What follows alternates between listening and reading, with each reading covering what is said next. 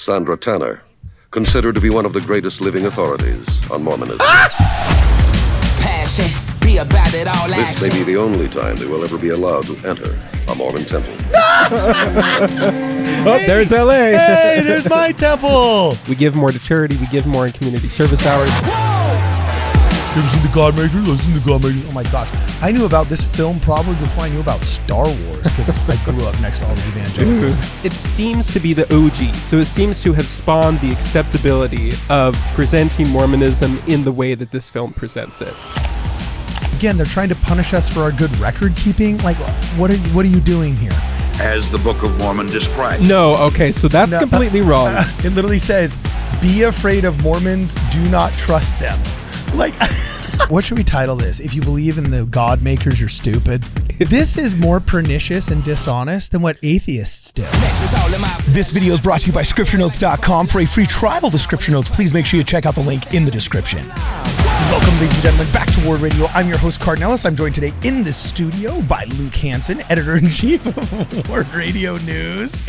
And we're going to be talking today, debunking the OG anti-Mormon film called The God Makers. For those of you who are kind of unfamiliar with this is kind of like the Mein Kampf of anti-Mormonism. You know, it's the thing that you're like wildly surprised can still exist. And just before you explain why on earth cool-headed Luke is looking like cool-handed Luke, you know what I'm saying? I have to say, I think the ultimate proof of the religious bigotry of this movie is not just, what the animators that made the banned Mormon cartoon in it said when they were aghast, but like, look at the reviews on this. Literally on IMDb, when you look up, I was just doing a little bit of research for this film. When you just look up the user reviews on the God Makers, it literally says, "Be afraid of Mormons, do not trust them." Like, I mean, could you imagine? And that was like recently. Yeah, like 2020. literally. Two of them are from 2023. Yeah, there's a review from 2023. There's a review from August of 2020. And IMDb literally keeps this stuff up. Could you imagine a review on IMDb about Schindler's List that said, "Be afraid of Jews. Do not trust them." You know, like, be afraid of Mormons. Do not trust them. It's like, this is like, it's just mind-boggling to me, the amount of religious bigotry that's still allowed on the internet. It's like so wild. Now, I know some people might be like, the God Makers, that was, and you can see it here, it's 1982. That's like over 40 years ago. But the reviews aren't. Yeah, but the thing is, well, especially the banned Mormon cartoon, which you've talked about before, but I think we're going to look at some other stuff in it that you didn't look at last time. But there's actually this whole like hour and 20-minute long documentary surrounding this banned Mormon cartoon. And we were actually just talking with Jennifer Roach, and she said her pastor would watch this thing with the congregation every year. You know, you have your ward chili cook-off, you have the Christmas devotional, and then you got your God Makers. Maybe that was the summertime activity, I don't know. But like, this was a popular thing that everybody was watching back then, and I think it seems to be the OG. So it seems to have spawned the acceptability of presenting Mormonism in the way that this film presents it. And at the very least, I have still seen people in the comments section, you know, on like videos debunking Mormons, and they point back to the quote unquote banned Mormon cartoon, which wasn't banned by anybody because the Mormons, I don't know how the Mormons could ban it because they don't own, I don't know, it's like the Jew conspiracy theory that they own all the theaters or something like that. But people still point to this, and I've seen it recently this year in comment sections. So we're going to take a look at it. I think it's been long enough now that we're going to have a little bit of fun with it. We're going to kind of laugh at how ridiculous it is and provide you some information about what is wrong with this thing. Wow. So that's what the shades are for. Okay. You know, we're being serious here. Yeah, dude, I feel you. I feel you, man. I sense it. I sense it. And now I'm going to take them off. Okay. Oh, man, actually, I thought you looked really cool. Oh, you want me to just keep them on the whole time? Dude, I think that's actually pretty awesome, dog. Like, I'll be honest Actually, with you. put in the comment section if you've had any interaction with this film. Either the whole God Makers thing or just the little cartoon. Okay, That's cool. within it. So we're just going to start out here with Let's start clip at number the one. very beginning. So this is how the film starts. Good place to start is the God-makers. Okay, so we're just going to start from the very beginning. A very good place to start. Premise of the movie is... It'll tell you. It'll tell you? Yep. Okay, here we go. It looks beautiful from the outside, but when you peel off the mask and talk to the victims, you uncover another part of the story. The documented evidence you are about to see may seem unbelievable, but it's all true. When they took my family, there wasn't anything else to live for. I think the most difficult part of this for me is that they have turned my own beautiful children against me. The dramatic the head turn. Brainwashing techniques of this organization are really incredibly effective. On behalf Oh of my gosh, this is so toxic. Yeah. Yeah. Holy crap. I didn't realize. Okay, The stories from the victims are real. I got, you tell me that the Temple of the God-makers is actually the sequel. See, I got the banned Mormon cartoon, kind of like an original 16 millimeter print. And I think there's about 600 feet of film. It yielded maybe 20 minutes.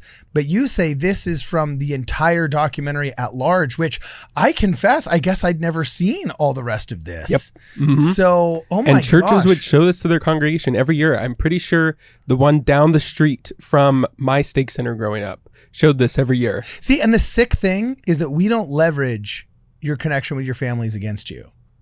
Yet here they are leveraging their connection with their family against us, which is just plain old cruel.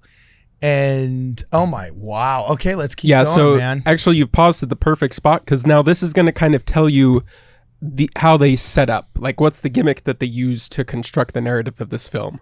Is going to tell you right here, and it's kind of hilarious. Honestly, could you imagine? You know what we need to do?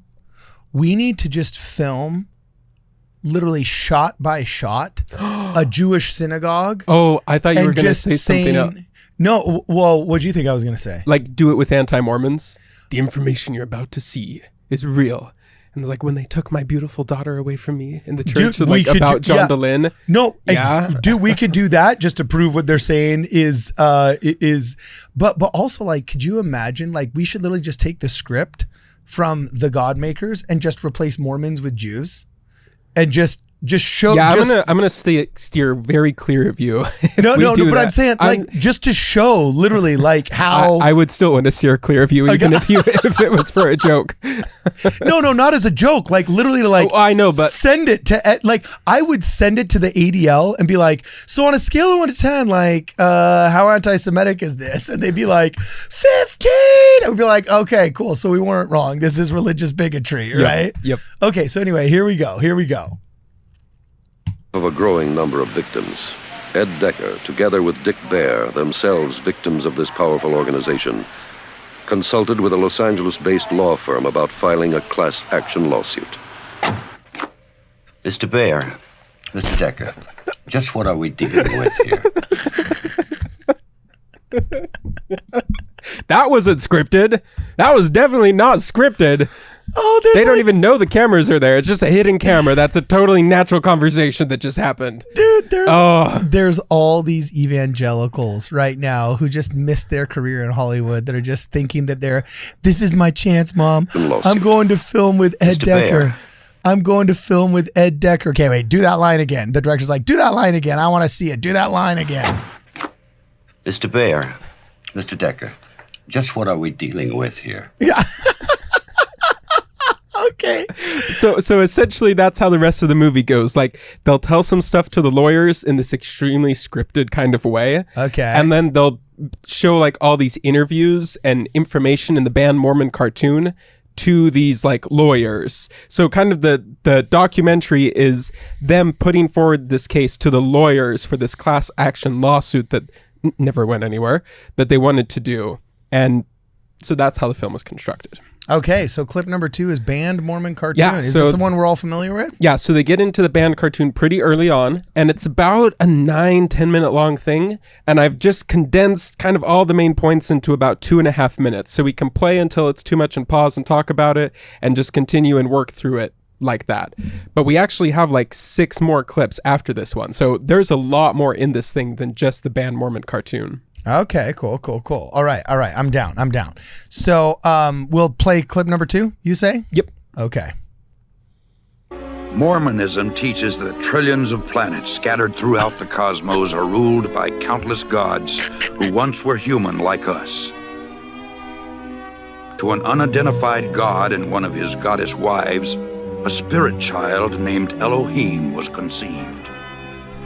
This spirit child was later born to human parents who gave him a physical body. He proved himself worthy and was elevated to godhood as his father before him. He lives with his many goddess wives on a planet near a mysterious star called Kolob. Yeah. Starbase Here, Kolob. the god of Mormonism and his wives. All right, let's do endless pause really celestial quick sex. here. Okay, Oh, cool, celestial cool. sex, yeah. Don't forget that. So all of that they just said all came from as man now is, God once was, and as God now is, man may become. Yeah, and they're That's like the weird. doctrine behind that. They're weird like extrapolations, right? Yeah, so it's basically extrapolation, and there's discussion within the Latter-day Saint faith as to whether God was just like us in the sense that he had to develop, meaning through being an intelligence to spirit, to having a body, to having a glorified body, but not in a long chain of gods reproducing each other, but just as the primary God above all the others. But he always had the divine attributes Okay. and didn't gain them over time through living on another planet. That's one stream of thought. Then the other line of thought is something along this, but we just teach it with a lot less creepy music and voices, and like said a baby God was born called Elohim. I don't know what they named him when he was born like that. Yeah, for real. That's okay. what we call him now sometimes. But yeah. And then the multiple wives thing, Brigham Young did do some speculative teachings on this, but it's definitely not official. Well, and also doctrine. I don't like that we call it teachings, because like it becomes obvious that during the pioneer days when they were escaping all of the evangelical persecution, murder, and violence. Oh, I'm sorry. Did I say evangelical? I meant the grandparents of the evangelicals. When they were escaping all this horrible persecution, sometimes they were literally, as the mob was burning their houses and their general stores and their bookstores. Like there's the story where the manuscript that became the Doctrine and Covenants was just saved by a couple of little girls that Emily something. Yeah, there was a couple of girls where like wasn't their father murdered trying to print the Doctrine? I don't think and he was Covenants? murdered. He may have been tar and feathered. Okay, But either way, like horribly maimed. And then they came to burn the building where all the manuscripts were, and they just like ran out and hid whatever manuscripts they could grab and find in like a wheat field or a field full of barley to hide from the mob. And it's like, so in that time, as the diaspora of the Mormons that were being persecuted by the North American Christian establishment, around the campfire, they'd be like, okay, well, gosh, if we now know apotheosis is real, well, gosh, does that mean God went through that? Does that mean only the righteous go through it? Does it mean the wicked never go through it, or else they go through it and become like the devil? Like there's all kinds of logical conclusions that you want to draw and that you toy with and that you engage in. I mean, these are thought experiments. But just because a pioneer who is engaged in a thought experiment had a journal doesn't mean that all of a sudden Brigham Young taught what you want him to teach, so you're justified in your religiously bigoted publications talking about weird celestial sex of God's polygamous wives. Like it's just that's not at all an ethical representation of history or of our faith, right? Yes, and on the point that it just brought up about celestial sex, there is even less information about that. We're not quite entirely sure the process by which even spirit birth isn't really a scriptural term. It's a term that people in the church have used to describe the organization of intelligence into spirit. But the whole celestial sex thing is very speculative. And kind of prudish, actually. If you think, like, really? sex is bad, so that never would happen in heaven. That's just a dirty thing that we do here to bring the children of God to earth. You know? Yeah, no, that's true. That's true. That's true. Yeah, we can. Produced billions of spirit children. By the way, A plan was presented. look at how he makes them all blonde. Like, We're gonna get to that. Oh, really? We are going to get to that. Okay, all right, here we go. A plan was presented to build planet Earth. Lucifer stood and made his bid for becoming savior of this new world. Opposing the idea, the Mormon Jesus suggested giving man his freedom of choice. Those who remained neutral in the battle were cursed to be born with black skin. Yep, there we go. This is the Mormon So Okay. to the Council in Heaven, they just got it wrong, because God didn't say, all right, you guys, what's your idea? And then Satan said something, and I love how they said the Mormon Jesus. Yeah. Like, not Jesus, the Mormon Jesus. Yeah. Presented his plan. No, it was a act of obedience, an act of sacrifice, an act of love, that God said, I have this wonderful plan, but we need a savior for mankind. And Jesus said, no problem, I got you, Dad. Like, that's beautiful. And actually, what they showed before, this council of the gods type of thing, like there's all these old men in beards, like listening to Jesus and Satan talk about what they're going to do. That was actually fairly prevalent as a conception of what happened up in heaven during the Old Testament days. Like, the council of gods is not even when it has the plural during the creation, like us make man in our image. Yeah. So, that's another thing that they tried to spin off as, like, oh, this weird meeting that they had at this table, The Mormon overlooking Jesus. with their window looking at Kolob. It's like, no, that's actually a pretty Old Testament way of conceiving God and the plans that he makes for his children. Yeah, what do you do when they understand that Elohim is in the plural, right? Now, it's not always is, but there's plenty of times that it is enough that you don't have to be a heretic in order to be able to, in order to suggest this. So, okay, cool. And now racism. So that was a thing that was said and speculated upon by a number of people, but we don't have this concept of every single thing, even when it's about the gospel, that somebody in the church says, even from a high position, is therefore doctrine. Yeah. And it does not appear in our scriptures. It has since been denounced. And you know what? You show me your worldview. But also, is it evangelicalism? Is it Catholicism? Is it Protestantism? Is it atheism? I can show you problems with it as well. And there are a lot bigger problems than this kind of like niche one guy 50 years ago said something. Oh, and by the way, he in his own lifetime later retracted It's like us saying that all North American Christianity believes what Joel Osteen said in a chicken noodle soup for the soul anecdote once. Yeah. It's like, again, they're trying to punish us for our good record keeping. Like, what are you doing here? Just because you suck so badly at something doesn't mean that when our average guy does a decent job of it, you get to come after us, right? So, all right, let's continue. I feel I've seen so much of this, it almost just angers me, but let's keep playing. Let's finish the clip. For becoming savior of this new world.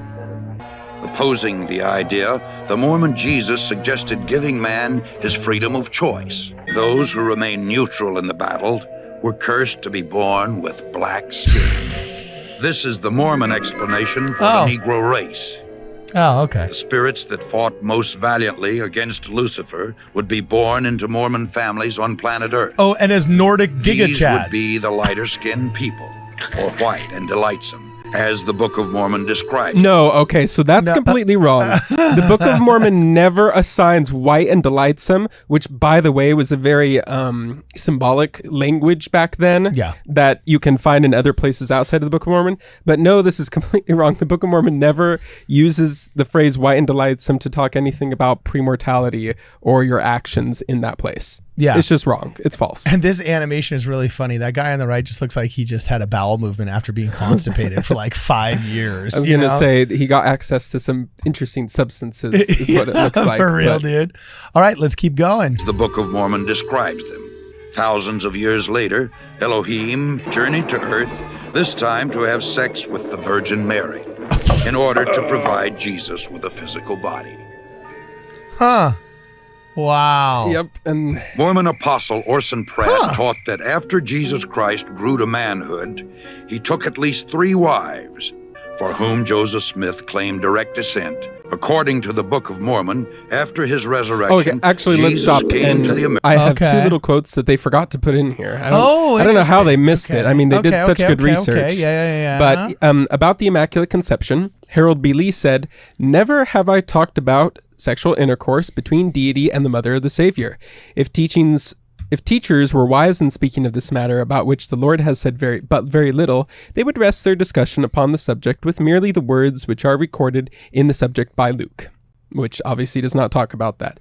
And the thing is, Christians kind of, because this was They're so intended, desperate for it to be true because that's how they justify their bigotry and their cruelty. Yeah, I mean their cruelty. It gets a little R-wordy, and so we have, oh, look, here's the Mormon Heavenly Father getting a little R-wordy with Mary.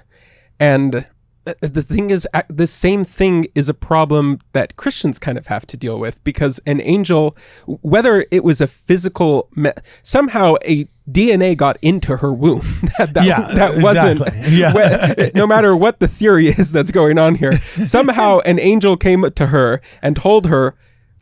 It doesn't appear that he asked her, he just told her, which actually the pre-mortal life would help answer this question pretty well, but they don't believe in that. So, yeah. But the angel came and told her, hey, you're going to get foreign DNA in you, by the way.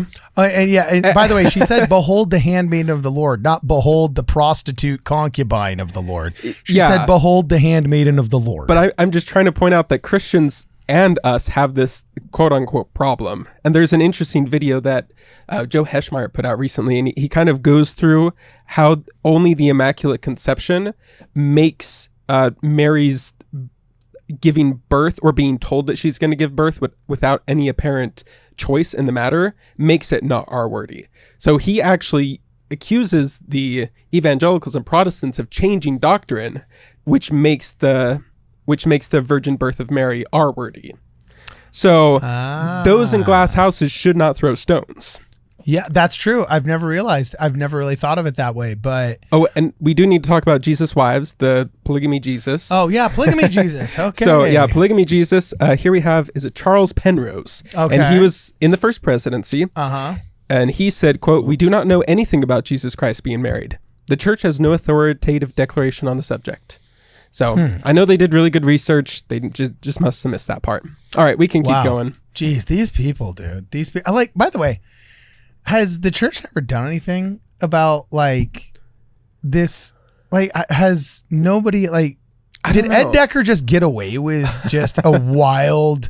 Did he just make a buttload of money? He actually didn't. He actually didn't. At the end, I want to pull up at least one quote of even other Christians that said, "Hey, this is no, this is not okay." Really? Yeah. At the end, I've never met a Christian that that said, "Oh, the Godmakers was wrong." I've never met one. Yet I've had this shoved in my face for freaking 40 years of my life. Yep. Well, I mean, clips from it. I never sat and watched the whole thing, but it's like some of my I swear, before I could talk about Plato, I'd have friends saying, well, in the Godmakers, you ever seen the Godmakers? I've seen the Godmakers. Oh my gosh. I knew about this film probably before I knew about Star Wars, because I grew up next to all the evangelicals. So, okay, cool. We just keep going, press play, Godmakers, religious bigots, go. According to the Book of Mormon, after his resurrection, Jesus came to the Americas to preach to the Indians, who the Mormons believe are really Israelites. The Nephites' records were supposedly written on golden plates and buried by... Who, buried by the centurion? Yeah. Like the centurion that recognized Jesus in Jerusalem? Yeah, he had flu powder. Yeah, he was flu powder. Look, that's literally like a Roman helmet to the left. Like, let me actually get rid of your little screen right here. Look, that's like a Roman helmet. Right there on the bottom left. That's literally like a centurion's helmet. Oh my gosh. It's a low budget cartoon. Oh my gosh. All right. Okay. So here we go. Moroni, a young treasure seeker named Joseph Smith, who was known for his tall tales, claimed to have uncovered these same gold plates. It was Joseph Smith who originated most of these peculiar doctrines, which millions today believe to be true. Now, the only other reason, see, things like this used to piss me off. I mean, they still do. Some aspects of it do. But now, I can't help but think, do you really think people are that stupid? sometimes with these evangelicals and the Ed Decker types that exist nowadays and the people that are still like trained barking seals saying, oh my gosh, this is like so true and it's like so good. I mean, the people that write dumb reviews like this, right? Sometimes I wonder, do you guys really think so low of your fellow humans that you think a simple treasure digger or treasure seeker, not even digger, just some treasure seeker that was well known for his tall tales would literally launch a religion that somebody would dedicate their lives to? Like, how stupid do you think people are? Like, name another just person. Like, is that a phenomenon that people just with tall tales create 16 million person religions? Yeah. Like, this isn't some weird like hippie cult. This isn't like, who was the guy that during COVID, he'd started like a 30-day no technology, go out with him into the desert spiritual retreat. It was the guy that's the lead singer of 30 Seconds to Mars. Come on, he's in movies sometimes. He was in the sequel of Blade Runner. Jared Leto, I think is his name. Yeah, the guy who played Joker. No, that was Joaquin Phoenix. No, in Suicide Squad. Oh yeah, in Suicide Squad. Yeah, Jared Leto. Okay, yeah, you're right. He did. I forgot he played the Joker in Suicide Squad. No, Jared Leto, like before the lockdowns happened, had started some like 30 or 90 day retreat out in the middle of like the desert somewhere. There was like some spiritual retreat. Wait, I'm kind of lost. What does this have to do with? Well, I'm saying that, do you really think some guy with tall tales is going to be able to launch an entire 16 million person religion? No. Like, this isn't like Jared Leto going out into the middle of the forest in order to like meditate with some people. And they came back and said, actually, you know what? I think we need to take his ideas to the next level. Like there's no Jared Leto cult. There's no, like, do you really think people are so dumb that somebody who just weaves tall tales is going to launch a religion people will pay 10% of their income to, that they'll raise their children in, that they will volunteer to serve 2 years of their life in, that they'll send their children to early morning volunteer seminary at 6:30 in the morning for? Like, I don't think the size of it would be what would, because there's a lot of religions of varying sizes, and it's not like the biggest religion is therefore the most true one. But I think what you could point to more is the spiritual outcomes. So the fact that we live longer, our marriages last longer, we have higher life satisfaction rates, we give more to charity, we give more in community service hours. Those would be things you could point to and say, like, so explain to me exactly how in the world this kind of religion gets produced off of such an evil foundation, because it was Christ who said no evil tree can bring forth good fruit. Yeah. So, okay, let's finish this little section, see what they got to say. The Mormons teach that everyone must stand at the final judgment before Joseph Smith, the Mormon Jesus, and Elohim. Jesus. Those Mormons who were sealed in the eternal marriage ceremony expect to become polygamous gods in the celestial kingdom. Yeah, did you blur this out? Because okay. See, I don't want to give them air for the temple stuff that they put in. Yeah, that's and fair. So they're getting resurrected in their temple robes. Yeah. So I kind of pixelated it to, not let them use our platform to spread what they put out there in this video. Yeah. But the pixelation can still give you an idea of what it is that is going on. It's so wild. You can go on Ventura Boulevard right now with a petition that says just call them the Pine Tree Indians. The Pine Tree Indian tribe considers their lodge ceremony sacred. Yet 2 filmmakers went in this lodge and then began mocking the Pine Tree Indians lodge ceremony. Should those people be convicted of a hate crime? Everybody on Ventura Boulevard would be like, oh yeah, like that's like beyond the pale. But you can do it with Mormons. Like, you can just do it with Mormons. It's like A-okay.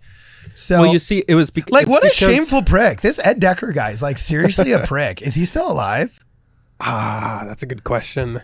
Might be. Jeez, man. But let's go to everybody's going to be judged by Joseph Smith thing really quick. Yeah. Christ taught that his own apostles would sit as judges. So from the Bible itself, you have this concept of people at the head of the church play a role in the judgment.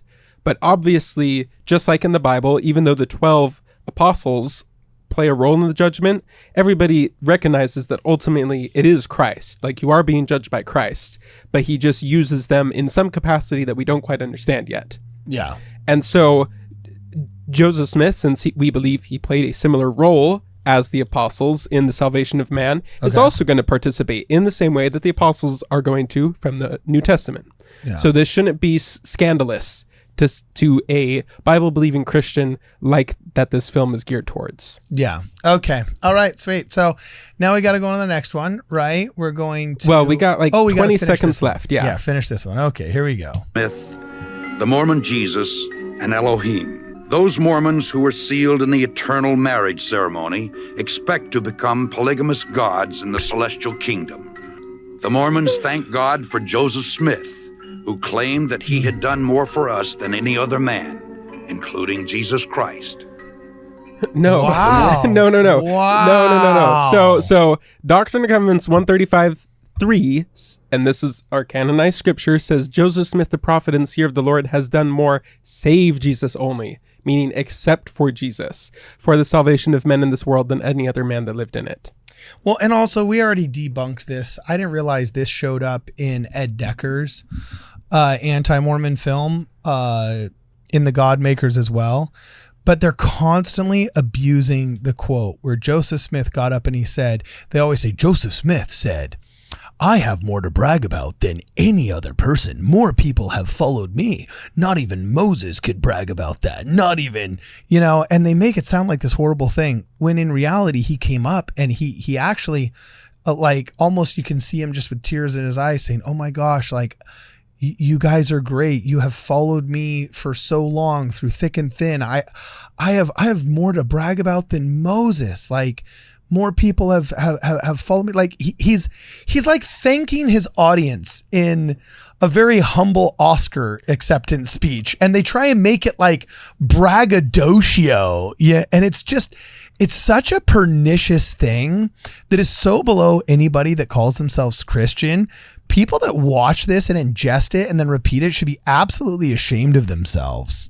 And even Paul, because what Joseph was doing in that quote that you're talking about, and what they're doing is kind of taking that quote and then taking the D and C quote that I said and smushing them together into something that never happened. But specifically the quote that you're talking about, Joseph Smith saying, I have more to brag about, he's actually using the language of Paul. Yeah, he said, I have more to boast of than... Yeah, and so Paul kind of says, if you'll allow me to indulge in some boasting that might not be entirely appropriate, And so Joseph is kind of using that template to speak in a New Testament scriptural kind of way about his gratefulness for what he's been able to accomplish.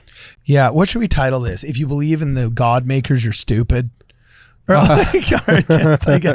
debunking the God makers. Oh my gosh. We got like 15 seconds of this. Okay, here we go. No, it's like 8 seconds more. Mormons believe that he died as a martyr. Yes. Shed his blood for us, so that we too may become gods. Oh. No, he did not shed his blood for us. That was Jesus Christ that shed his blood for us. He shed his blood and sealed his his testimony of Jesus Christ with his own blood. We don't worship Moses, but we recognize that he, actually, no, he was technically carried up into heaven, but like, who was the one that was stoned? Stephen. Yeah. Mm-hmm. We don't worship Stephen, but we venerate him as a martyr because he sealed his testimony of Jesus Christ with his own blood when they martyred him. Joseph Smith is both the first presidential candidate that was assassinated. So it's not just a run-of-the-mill murder. It was an assassination and a martyrdom that happened simultaneously. And how you like dem apples? Like, sorry, North American evangelicalism can't produce anybody worth martyring because they don't believe anything holy post, Jesus Christ exists, no prophets, you know what I'm saying? Mm-hmm. No holy man, they'll worship Billy Graham like he walks on water, but that's the closest thing out there. So, all right, let's just I can't believe these clips, man. That's probably the most insulting part to me is they thank Joseph Smith for shedding his blood for their salvation. No, they still do that though. I was just over at church here in town last April. Decided I'd do some interfaith visiting and hopefully get some cool Easter music. So we go to, and he's like, these people believe Joseph Smith will save you, but salvation doesn't come through Joseph Smith. And I'm like, what? And I tried to approach the pastor about it, but we didn't get to that part where he said, how can you, there's no There's no way you can reasonably approach the Church of Jesus Christ of Latter-day Saints and think that we come away worshiping Joseph Smith or that he's some kind of vicar of Jesus Christ. Like there's no way you can do that intellectually, honestly. Yet it happens all the time in that one sect of Christianity, which means that sect is either corrupt or I don't know. It's groupthink. I don't know what it is, but it's cruel and it's, again, unbecoming of a Christian. But then again, this is North American evangelical Christianity we're talking about here. Yep. So, okay. Next one. Unfortunately, clip number 3 is going to be pretty bad as well because they're going to discuss the temples and the ordinances that we do in them. Oh. So once again, I've not included any specific words that they say because they do say some of the words that are in the temple. Okay. And then they have like a reenactment. So they actually built like a whole temple set. And you're going to see it. I pixelated again because I just don't want to give that kind of stuff air to breathe. Sure, cool. But I also want to show people kind of what it was. And you're going to see that the inside of the temple in this video, even though it's pixelated, looks a little different than ours does. Oh, interesting. Okay. Yeah. Well, here we go. Clip 4. No church services are held here. Only secret ceremonies, which are reserved for an elite few. That's not true. An elite This few? newly completed temple in- Yeah, an elite few. Yeah, like when they beg every person over the age of 18 to go to the temple as much as possible. Yeah, those elite few.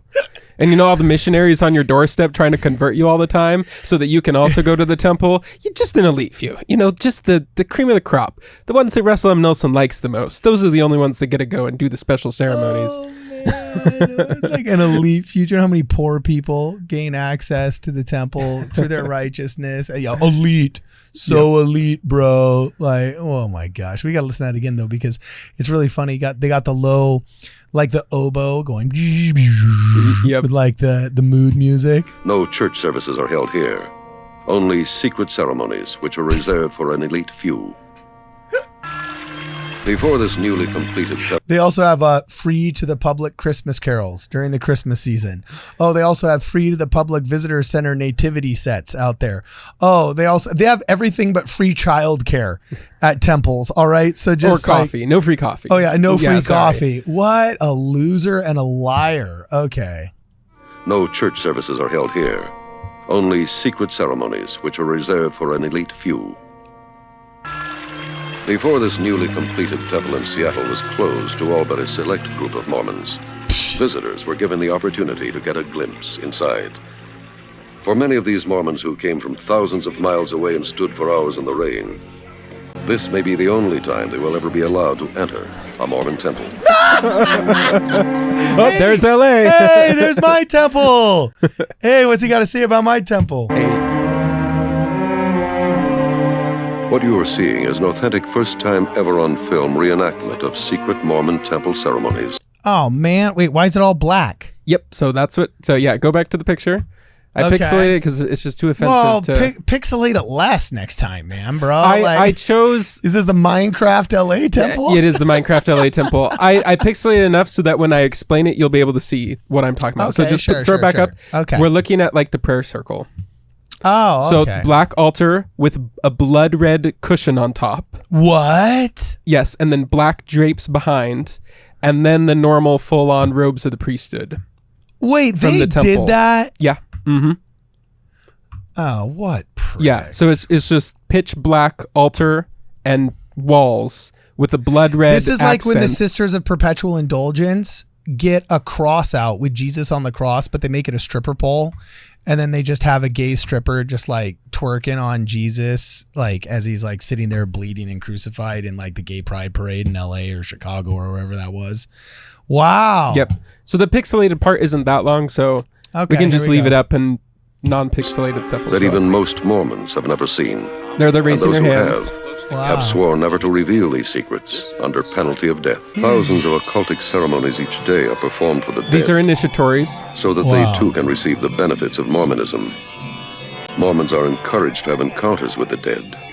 And it's not uncommon for demons impersonating the dead to appear to Mormons stating that they've been converted to the Mormon church in the spirit world and now want their family history traced. A unique Oh, so demons are appearing after encouraged to have encounters with the dead. Look at that horrible wording and the abusive. Well, and the words that were happening in the background while he was talking, you heard that little word. So that's the two people with the black background, but the normal temple goes on doing the initiatory. So that's kind of the background talking that's going on there, is them performing these demonic ordinances in the temple. Jesus. Well, and see, this is kind of where this is why some of my disagreement with Jennifer Roach, the only thing I ever disagreed with her on was how she kind of thought that evangelicals view us as like guilty of doublespeak somehow or whatever. And I said, look, I'm not here to like, I didn't want to say I'm not here to love my enemies. I'm here to defeat them. But it's like,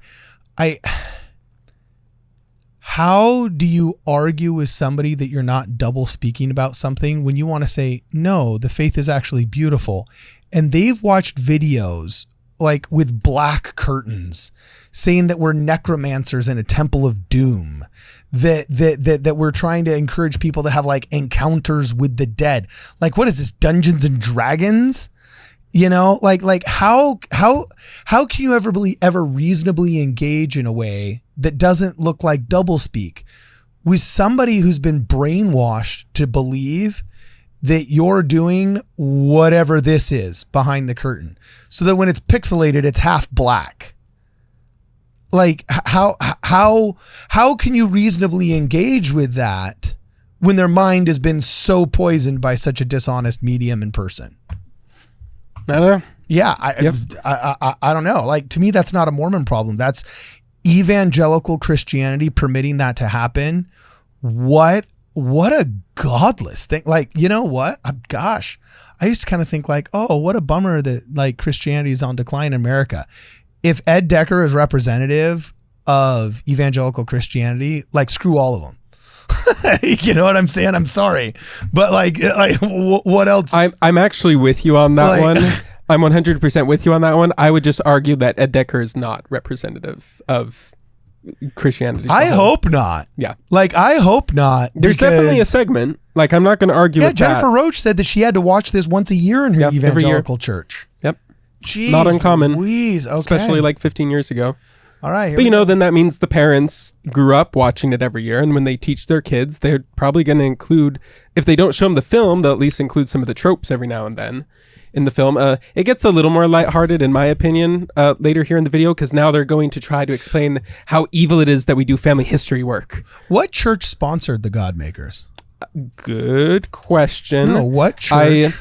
So Ed Decker was a big person behind this. Man, I couldn't tell you. There's definitely a lot of money behind this. Like, this wasn't just one dude went out and made this thing. There's interviews, there's different location shoots. They built a whole temple. Like, this it's got its own Wikipedia page. Yeah. It's got its own Wikipedia page. Okay.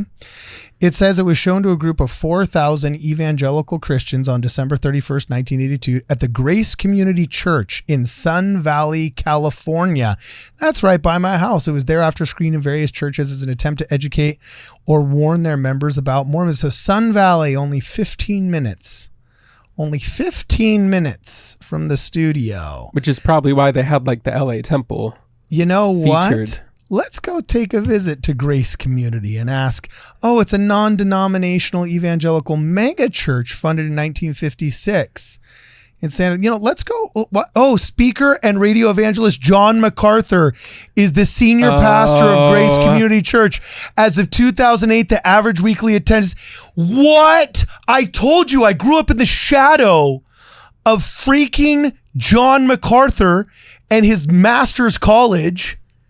And they're the one that sponsored this hateful piece of garbage? Doing the Lord's work. Oh. You know? I was thinking, let's go pay him a visit and see if he if he's proud of this. Now, I don't think he was senior pastor at the time, but, you know, the people who hired him because of the way he is for a reason. Oh, my gosh. The church was founded as Grace Community Church of the Valley as a mission of First Presbyterian Church of Hollywood.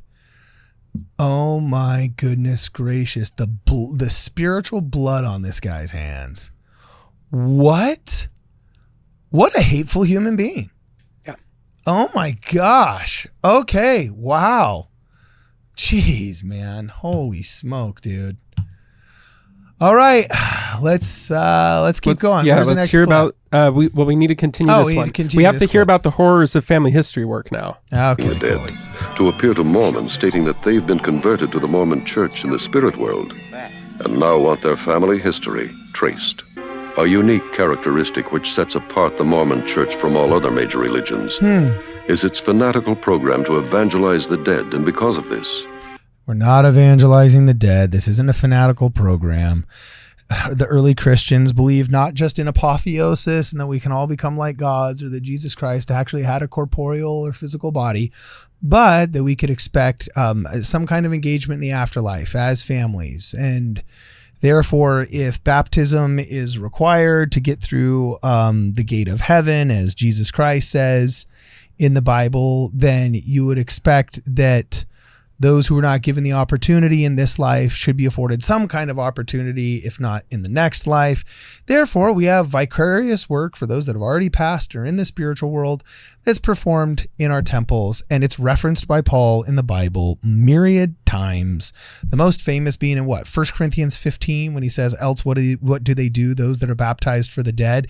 And even the most strict and anti-Mormon of religious scholars admits, yeah, there's no getting around this translation. The Apostle Paul is referencing people who are baptizing other people on behalf of those that had already passed, most likely family members. We can't explain it. Nothing to see here, move on, they do oftentimes say. But there's nothing that is unbiblical about this. And for him to say that it's evangelizing the dead is a cruel I don't know if you even want to say mischaracterization now, you know. Anything you want to say? Nope. Okay. We can just keep going. All right, let's keep going. the Mormon church operates the largest genealogical center in the world. When a Mormon goes through the temple, he's given a pair of this Holy Mormon underwear. This garment is supposed to be all magical, all protective, probably the most unattractive, dehumanizing piece of material that could be worn. The garment is supposed to be worn next to your skin as to protect your body. It's really just like wearing a rabbit's foot. It's a superstition. A rabbit's foot. Oh, okay. So is the rosary could you explain Catholics... to me? Yeah. Yeah, there's kind of a little bit of anti-Catholicism in here as well.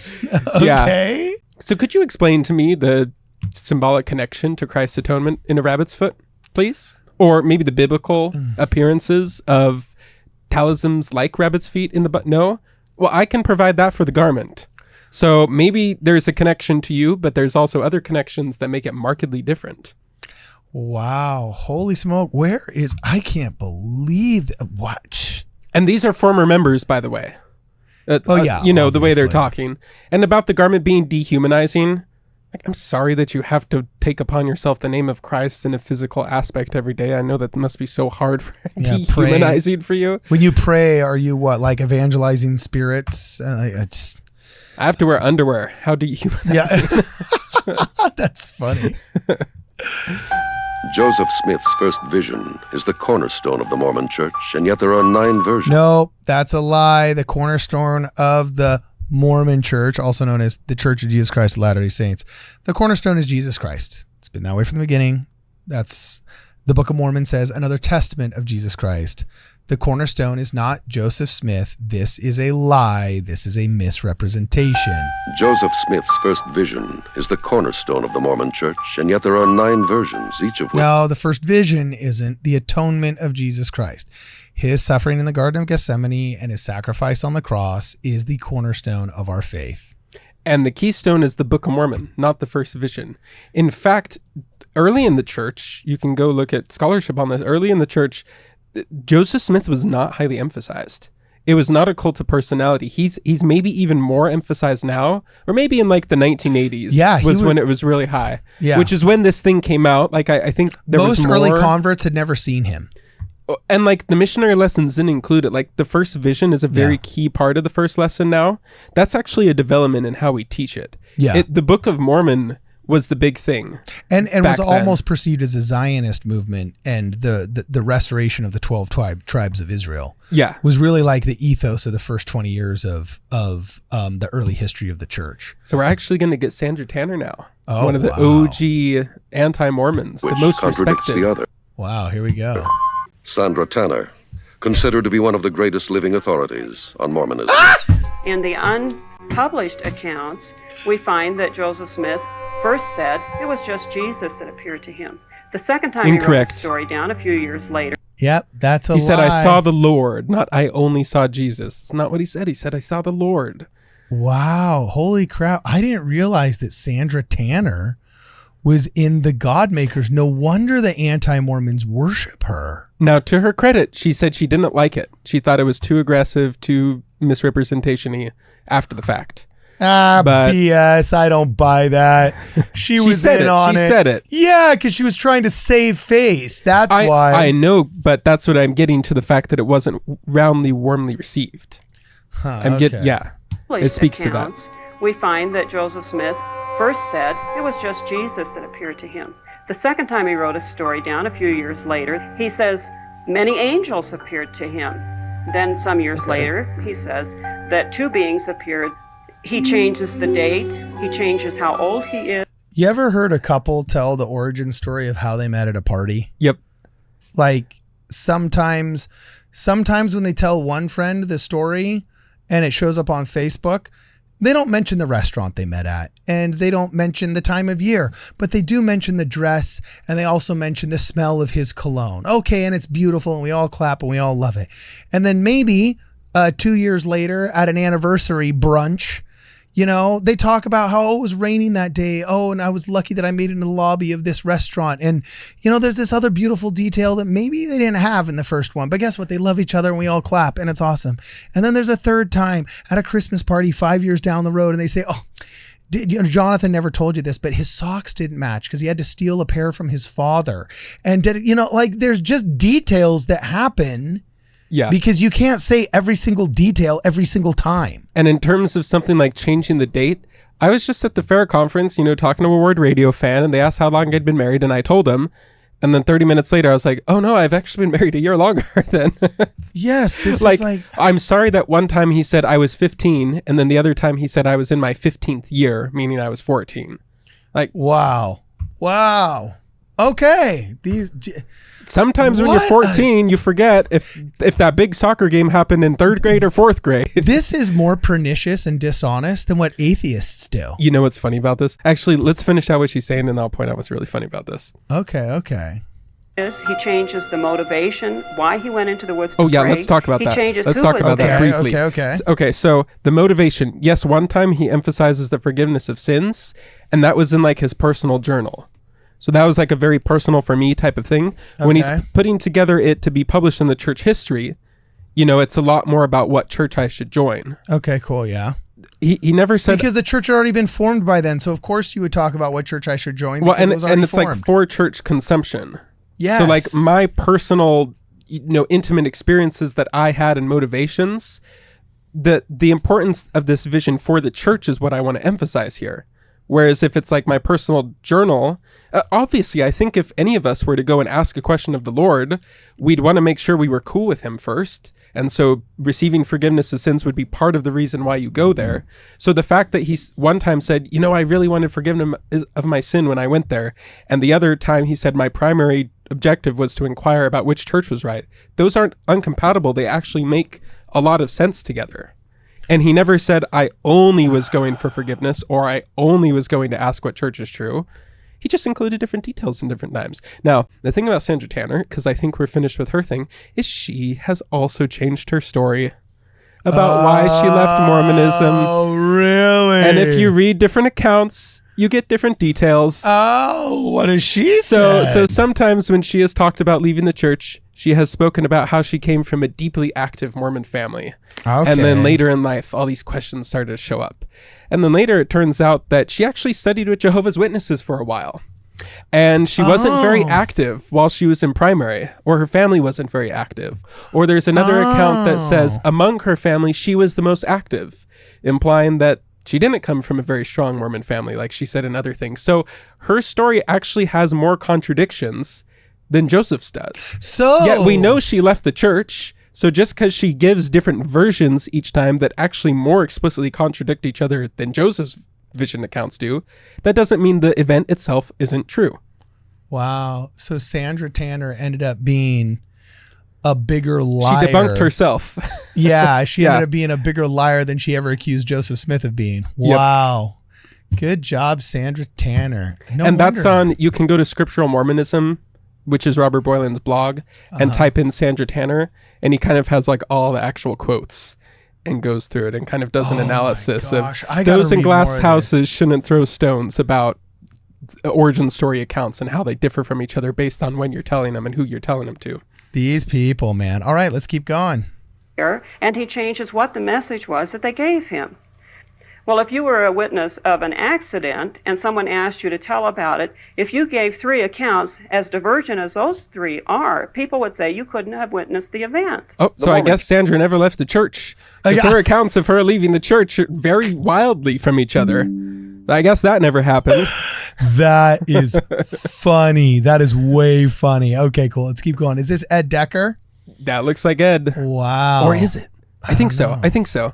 Church keeps changing its scriptures. The changes are incredible. There's so many thousands of them.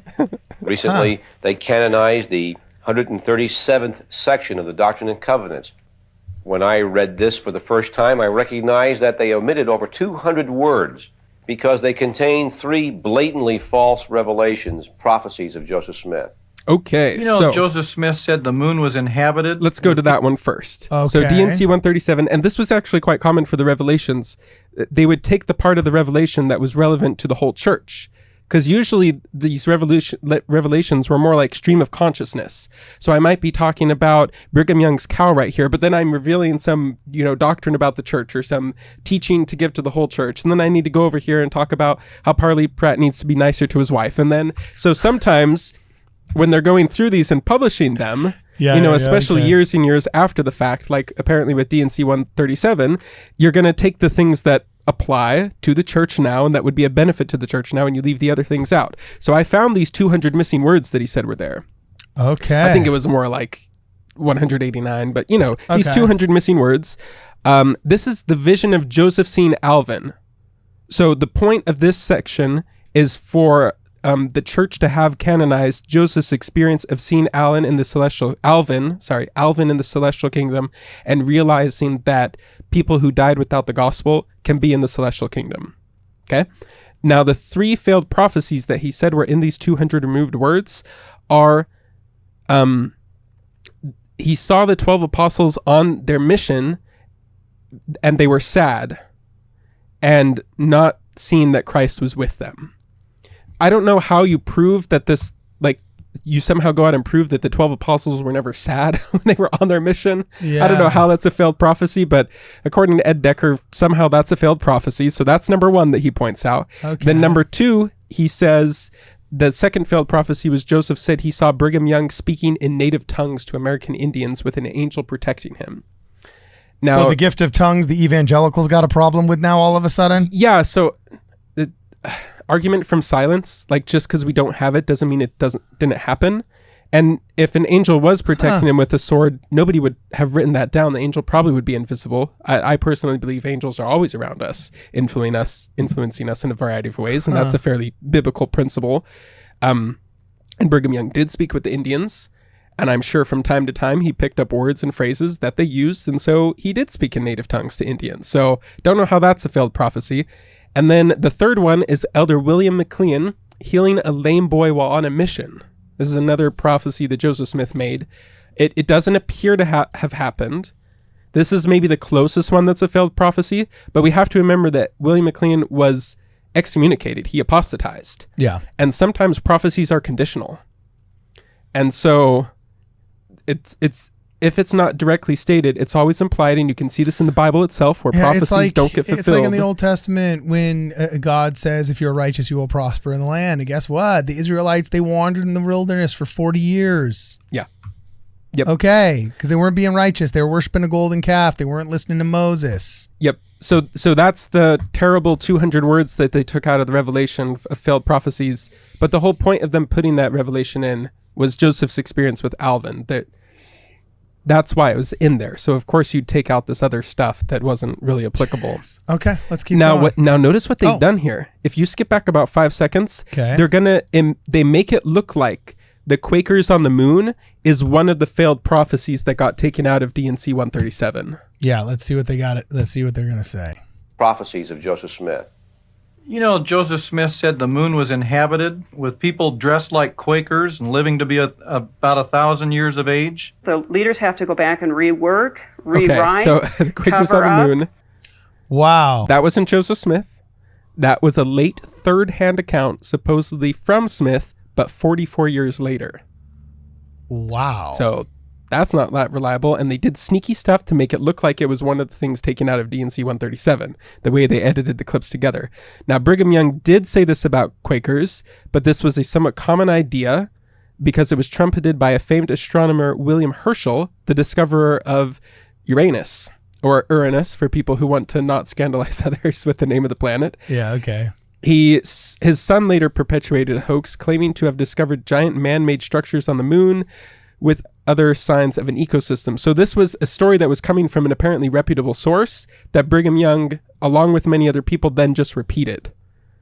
Not as like an official teaching or prophecy or anything like that. He might have speculated upon how this applies to the atonement or to preaching the gospel, but he was just talking about things that were common at the time among people because it was a hoax perpetuated by somebody perceived as an authority. So the scientist who discovered Uranus had a son who ended up perpetuating a hoax that there were man-made structures on the moon? The discoverer of Uranus had like the Quakers on the moon thing, and then his son also claimed to have discovered giant man-made structures on the moon. As like a joke that just went bad? Well, a hoax. So he was actually trying to make it look like he discovered something really impressive. Not as many people had telescopes back then. Dude, brutal. Yeah. Jeez. Okay. All right. Holy smoke. I didn't know that. Okay. We keep going. Back and rework, rewrite. The leaders have to go back and rework, rewrite, cover up, change, delete, add, all the way through on all of their books, their history, their scriptures. Huh. Really? Never mind that the manuscript of the Book of Mormon was literally encased and buried in cement under the foundation of the Nauvoo house. Well, there's still first editions of it and around there's there. Still first editions everywhere, and it's ubiquitous. And we literally published as open source information the Joseph Smith papers and this ridiculous view of the Hebrews and Solomon Spaulding's script theory. We bought the rights to it. We published them for free online. Like, how can you, there's literally nothing more you can do to show you're operating from a position of good faith than purchase the rights to the #1 anti-Mormon piece of literature and then publish it for free so others can read it, just to show how much you don't think there's any validity to the theory. You know, like there's nothing more you can do to operate in good faith with these people other than what the church has done, which shows they're not operating in good faith. Like that's kind of why I was pushing back. I love Jennifer Roach. She's like my favorite person in the Church of Jesus Christ of Latter-day Saints right now. But that one thing where it seemed like she thought like, oh, well, Mormons, you know, we could work on what, Jennifer? Like, work on what? You know, like, these people will say this crap about you after you have literally open source published everything at your expense that you can get your hands on. How more open and transparent and honest can you be? And if you can't, it means you have surpassed 7 times 70. You've surpassed 490. You've surpassed 490,000. You know, like I don't, it's just toxic. These people are toxic. They're hateful, toxic individuals. And you have to accept the fact that they are hateful, toxic, evangelical anti-Mormons. That's it. Like there's no arguing with somebody who's hateful and toxic. So, with that said, you got to check out Jennifer Roach's stuff, dude. She's like getting all the ladies to fight back. I'm loving this girl. She's freaking blowing my mind. Best person over at Fair right now. And that freaking video was awesome. So, okay, next one. We're on to the next one, right? Yep. Okay, clip number 5 titled, "Oh, Celestial Sex." This seems like it'll be fun. Mm-hmm. According to Mormon theology, husbands and wives who have successfully achieved godhood will be required to populate their own planet by procreating as many spirit children as possible. Required? Whoa! Required to what did he say? Repopulate with as many spirit children as Populate possible. your own. Okay. There is no doctrine in the Church of Jesus Christ of Latter-day Saints, nor has there ever been doctrine in the Church of Jesus Christ of Latter-day Saints, that you will be required to populate your own planet. Wow. First off, we do believe in apotheosis, that man can become like God, just like the Apostle Paul and the Bible said, and the Bible says ad nauseum. And one of the natural blessings, if you believe that the eternities last forever and your family can be forever, is will you be blessed with eternal increase? That's a big, beautiful question. It's a wonderful thought experiment. And if the eternities literally last forever, then will your eternal increase be like Abraham, who was promised? What was the prophecy that was fulfilled, that your seed or your offspring will be like the stars in the sky or the sands Abraham. in the sea? Yep. Yeah, exactly. So I mean, this is all biblical stuff, guys. It's beautiful symbolism. Maybe just because somebody else took it to its logical conclusion, and you never heard it that way, doesn't mean that it's weird or that it's some science fiction requirement like Dune 3 happens at the Salt Lake Temple or something. So, okay, now that we're done trying to Star Trekify basic biblical faith here, let's continue. I was taught that my primary purpose was to become a goddess in heaven so that I could multiply an earth. And I wanted that. I wanted to be eternally pregnant. What? How do you even get pregnant with a spirit baby? What is this? You're not. And actually, a lot of women love being pregnant, so there's that too. But so maybe not that's my actually sister. a bonus. Not my wife and my sister. It's not but- ubiquitous. Yeah. Oh my gosh. So look, she literally said, and I wanted that. No, you didn't. There's nobody that said you're called to be eternally pregnant. Imagine. In like a metaphorical sense? I know so many women, not so many, but a handful and enough. Infertility can be very common. I have family members, some born with birth defects of reproductive organs, others with some kind of genetic issue or whatever. But I know people who have just begged God to be blessed with their own children and who have not been able to get it and have had horrible adoptions that have failed because of the red tape of government, and they've wanted nothing more than just to be able to formulate a full-fledged family and have a couple of children and just enjoy the blessings of parenthood, and haven't been able to get it. And think how frustrated those Latter-day Saints are and how cruel it is to have to overhear this, that, oh, your faith wants you to be eternally pregnant in some sci-fi Star Trekified version of, I don't know, a fertility cult. Like, it's so irreverent of something that is so deep and profound for somebody that I just think it's sickening. Like, it's sickening, and shame on this woman for having participated in what she knows is a lie. Like, this is just a sick and perverse lie, and these people are perverse, bad people. I'm sorry. It gets me so freaking angry. So, all right, let's keep going. Was to become a goddess in heaven so that I could multiply an earth. And I wanted that. I wanted to be eternally pregnant. To tell you the truth, I find it extremely difficult to believe that the Mormon These are the attorneys lawyers, and judges yeah. I know actually expect to become infinite gods and engaging in celestial sex with their goddess wives. Why don't you ask them? Well, I'd rather not know about it. We do business with these gentlemen. That's why it's such a secret. That's why even the Mormons don't talk about it. They're embarrassed by it too. Like, why don't you ask your coworkers about celestial sex?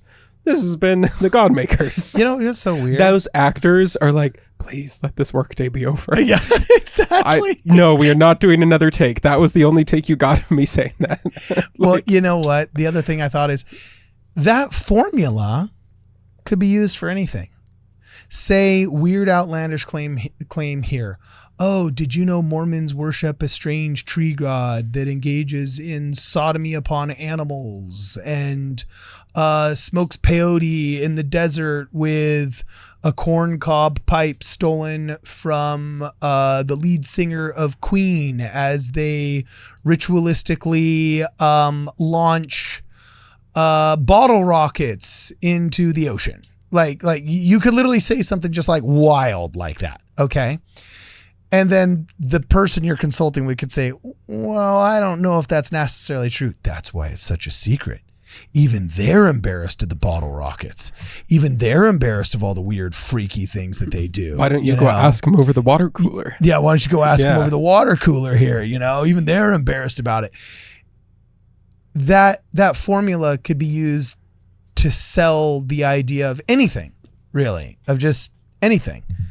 So, okay, clip number, what is this? 6. Yep, number the 6. Occult. Oh, so they haven't already glazed upon the occult. Oh, we're doing the occult. Oh, wow. Okay, here we go. I have documentation that ties it into the occult, into Satanism. Mr. Decker, I don't doubt your sincerity, but I find this very hard to believe. Joseph Smith was heavily involved in the occult. He kept a seer stone that he used as a crystal ball to divine the location of hidden treasures. What do they call the Urim and Thummim in the Old Testament? What do they call the Ark of the Covenant? Is the Ark of the Covenant just some kind of satanic artifact? They said Jesus was performing miracles by the power of Beelzebub. Yeah. So. Wow. You're right. They just, number one rule of anti-Mormons is they never refute scripture. They only fulfill it. So, okay. And it was widely accepted as like part of Christianity. Yeah, exactly. In Joseph Smith's era. Okay, so here we go. Here in Anton LaVey's Satanic Bible, under the section called Infernal Names, I want to show you something. Here we have the god Mormo, who is king of the ghouls, god of the living dead. And those people that follow him are called Mormons. In Chinese, please let me go Mormon home. means gates of hell. Oh. Well, now the church is false. Oh my. You're doing all this first vision stuff. You gosh. could have just told me the Chinese called Mormons the gates of hell. Did they really say that? Really Look did. at this. They put this in the video. They put Look this at in there. This. Hold on. Oh my gosh, one more time. This is Those hilarious. people that follow him are called Mormons. In Chinese, Mormon means gates of hell. That's why the Mormon missionaries have problems in Hong Kong, for instance.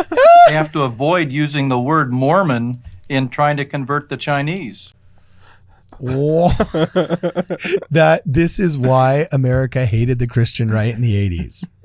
Like there would be just some horrible moral calamity, like the divorce epidemic in North America.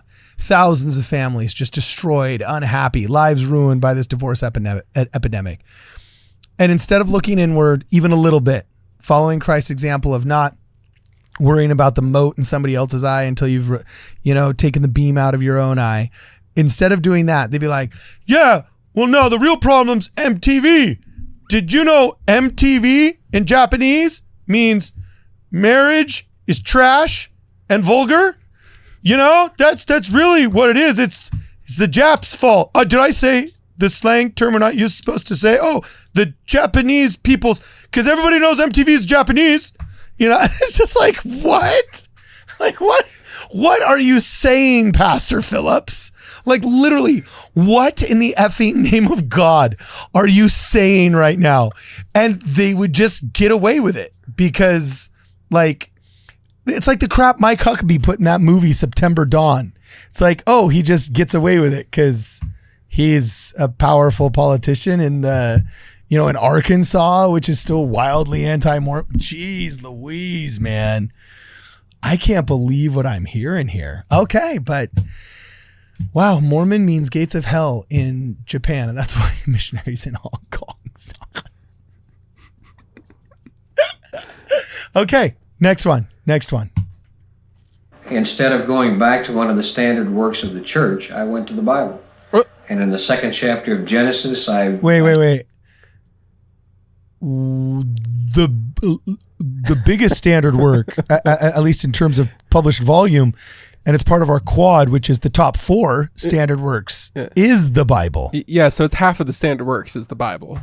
Yeah, ask any kid, where's my quad here? Where's the Bible that you carry around? It's a Bible, Book of Mormon, Pearl of Great Price, and Doctrine and Covenants. It's a book about this big, and it's all published with one spine on it, and they're all held together for convenience, and the biggest chunk of it is the King James Version of the Bible. Same Bible that everybody else used until some of these newer translations became de la mode. But wow, look at this right here. Instead of going back to one of the standard versions, wow, oh my goodness gracious. Instead of going back to one of the standard works of the church, I went to the Bible. And in the second chapter of Genesis, I studied how Eve was convinced by Satan to eat the fruit. So did you notice what popped up on the bottom of the screen right there? Yeah, they even had to asterisk their own guy. Yeah, because he said, and then I read in the second chapter of Genesis, and it's actually the third chapter of Genesis. Wow. So he's just getting everything wrong. But then he's going to continue. Okay. He's going to get 3 things wrong in 15 seconds. It's pretty impressive. Okay. So standard works, the chapter that he's trying to reference, and then the last one is... Here we go. I want to watch from the beginning. This is awesome. Instead of going back to one of the standard works of the church, I went to the Bible. And in the second chapter of Genesis, I studied how Eve was convinced by Satan to eat the fruit, that she could become a god. Oh! Yeah, that's actually also in our Pearl of Great Price and the Temple. Huh. So why was that a surprise to you? Wow. Number one, the Bible's one of our standard works. So tell me it's you're okay never to really read. Mormon. Tell me you were never really Mormon without telling me you were never really Mormon. And, to a certain extent, though, I hate to think in a totally from an evolutionary standpoint, but maybe Ed Decker did us a favor peeling off this guy. I'm sorry, dude, but you're not trying to laugh. I'm not laughing. It's very insulting. But you're thinking about laughing. Don't switch that camera back to me. Actually, that's somebody's loved one, and I shouldn't have said that. But that's unfortunate. Yep. But we only have one clip left. Okay. And here's how it ends. People believe this stuff. Yep. Eat it up. Okay, here we go.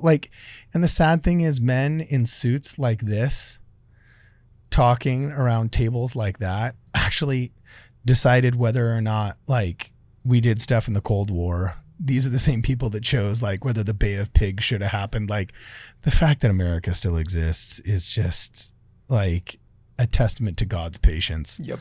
So here we go. I don't think we can take the case. But there is fraud. And the families, the lives that are being destroyed. You don't have the money to fight the Mormon church. Oh! They have billions. You've taken us to Kolob and back, but I don't think we can get a jury to accompany us. That wasn't Cults are scripted. protected under the present legal system and will continue to proliferate at the expense of human lives and families. If you had to leave today, what would you miss the most? Leave from the church. The church? From the church? Mm-hmm. I would rather be dead. Huh. Good afternoon, ma'am. We'd like to talk to you about the Church of Jesus Christ of Latter-day Saints. Wow.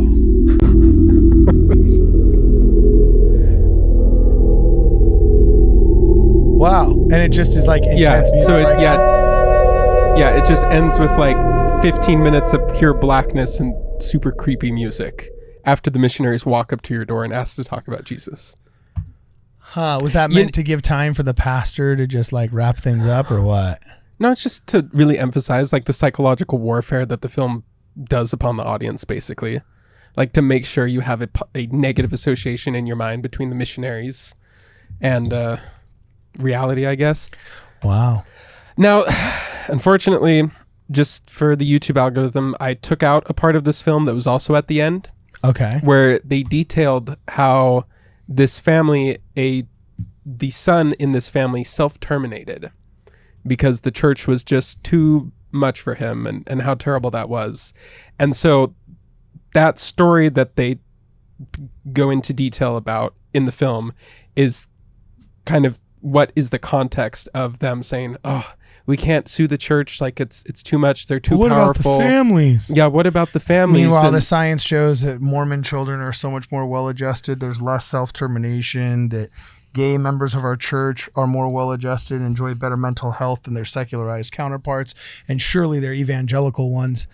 Wow. Yep. Okay, so it's unscientific, it's cruel, it's hypocritical, it's manipulative. It's evangelical.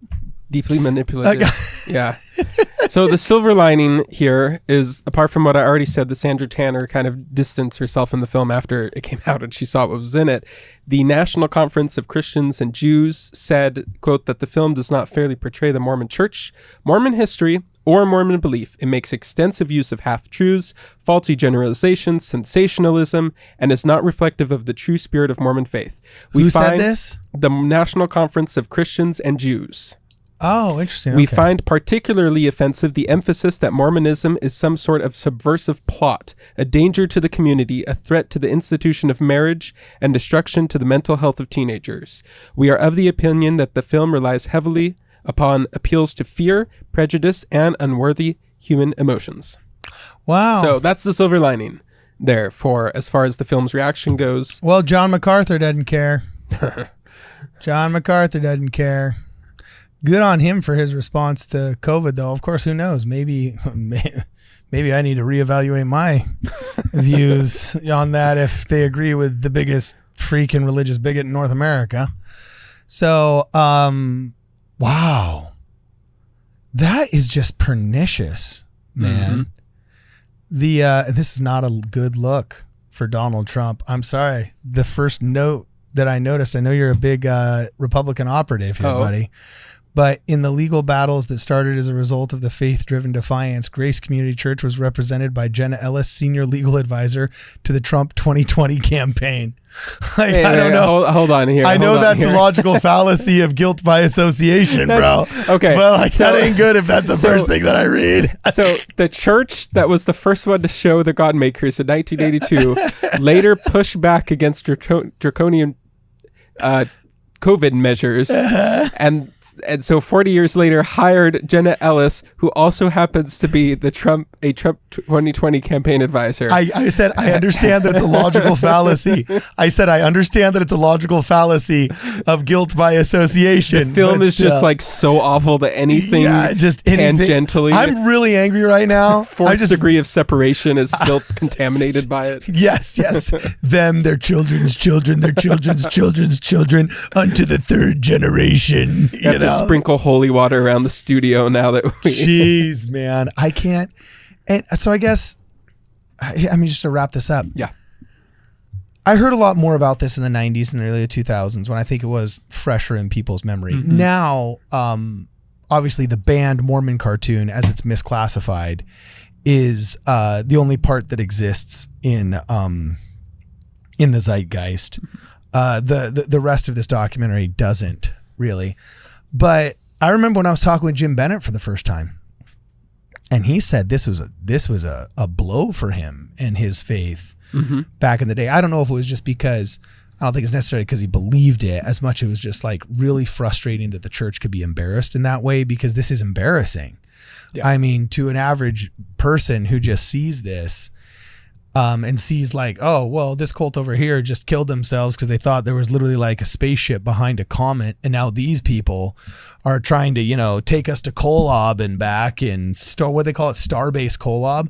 I can see why it would be frustrating and would shake you up that your faith could get embarrassed that easily, because you'd think, before the scandals of the Catholic Church that came out in the 90s, this isn't happening to a Catholic, it's not happening to a mainline Protestant. But how, in your studies of all of this, how influential has this really been at doing damage to the church? And more importantly, individual people's lives? Like, I think how many people's lives and how many great families were broken up by John Dehlin in the CES letter. Mm-hmm. This seems like John DeLynn in the CES letter of the 80s, right? So how bad and how influential was this actually? It's hard to tell. I think in terms of today, at the very least, you see almost everything in this film is like the temple is for elite people only and self-termination from the church, and they have billions and billions of dollars, and that's terrible, and there was a cult, and Joseph Smith did this, and your own planet, goddess wives, all that kind of stuff is still in the zeitgeist. Thankfully, the Chinese, the gates of hell being Mormo, are out. The 200 words that they took out of D&C 137 kind of blew over. I haven't seen that anywhere else besides this, but basically everything else is still there. So even if the person who kind of repeats these tropes now didn't get it from the Godmakers, more than likely somewhere back the line of the people that taught them these things, you'll arrive at the Godmakers. I'm sure these things were out there in, all around. The church has always been accused of stuff before, but in terms of this medium of film, the Godmakers appears to really be the OG. Like, even today, there hasn't really been a replacement for it in film. The CES letter is now the equivalent of the Godmakers. Okay, interesting. I looked up here, and according to the artificially intelligent bot of Google, it says The Godmakers is a film by a Decker that some say had significant impact on evangelical Christians.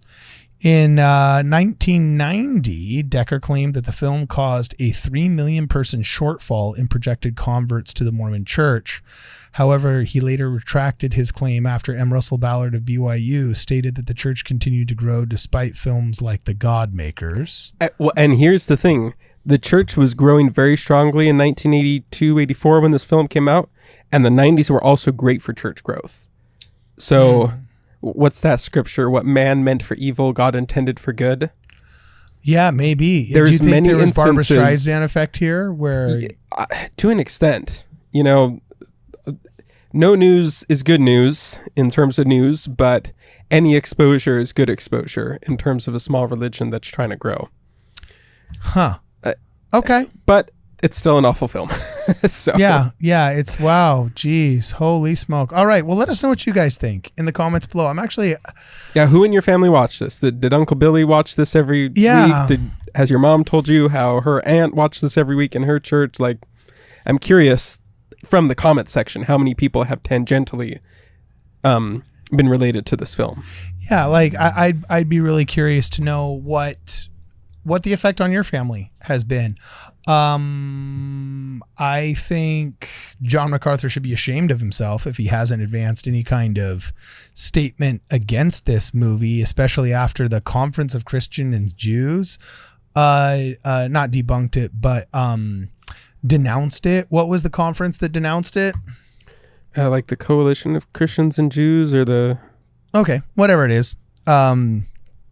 National Conference of Christians and Jews. The National Conference of Christians and Jews. Okay, yeah. Let us know. Let us know if the Godmakers affected your family, and if so, and how. And I'd be curious to see if Ed Decker or any of these other guys were ever held to account. Grace Baptist Church in Sun Valley was obviously never held to account. They still spew all kinds of anti-Mormon hatred. Mm-hmm. Wow, that's interesting.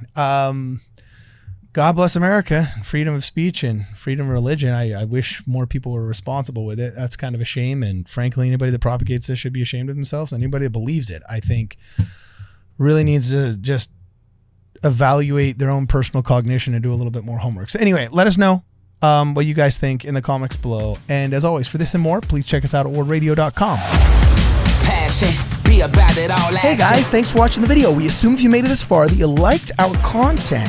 So please make sure that you smash that like button and you share this video with your friends. Also, if you haven't subscribed yet to our channel, please make sure that you subscribe and you press the alert button so you receive alerts on every one of our daily uploads. Now, we want to make sure that we keep all of this content flowing for free to you, the viewer. And to do that, we need your help. If you're a person of means, please consider a direct contribution through Venmo or through Zelle, and the links to those platforms will be in the description as well. Also, if you want to help us out, please make sure you buy some of our merch. We got really cool hats, really cool t-shirts for both boy and girl viewers, all available on wardradio.com. And while you're there, you can sign up for our Ward Radio newsletter. You can receive all the really great Ward Radio news directly in your inbox simply by putting your email address in wardradio.com. And finally, if you guys want to help out purchasing some of the equipment in the studio, you can always check out our Amazon wish list that is also available in the description of this video. And either way, whether you're pressing this button here to make sure you're subscribed to our channel, or whether you're watching another video here just because you like our stuff, we look forward to seeing you guys in the next program.